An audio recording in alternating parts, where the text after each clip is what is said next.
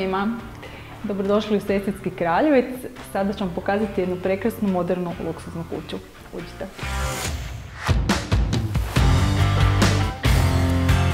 Nalazimo se u samostojećoj kući. Neto korisne površine je 185 kvadrata. Kuća je koncipirana na način da se u donjem dijelu nalazi jedan dnevni prostor. Trenutno smo u dnevnom boravku koji je u komunikaciji sa blagovornicom i kuhinjom.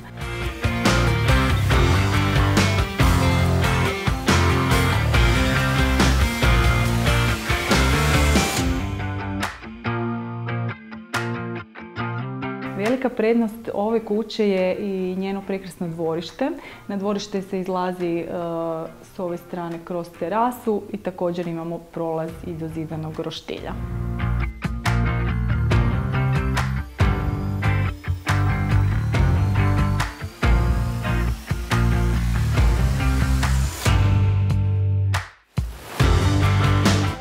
Na donjoj etaži imamo kupaonicu sa tuš kabinom, smočnicu te hobby room sa spremištem kroz koje se može ući u garažu. Tako da je zapravo garaža povezana sa kućom te nije potrebno izlaziti iz garaže i ulaziti na prednji ulaz kuće.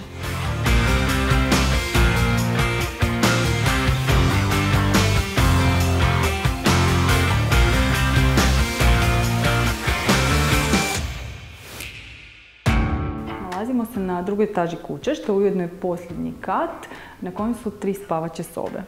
Od te 3 spavaće sobe jedna je koncipirana kao master bedroom koja ima svoju kupaonicu sa tuš kabinom. Ostale 2 sobe imaju također svoju kupaonicu.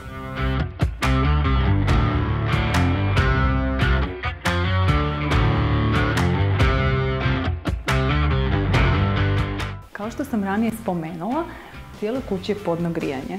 Svaka prostorija ima svoj termostat, tako da si možete namjestiti grijanje koje u određenom trenutku u određene prostorije odgovara. Svaka prostorija također ima izlaz na balkon, a svaka kupaonica svoj prozor.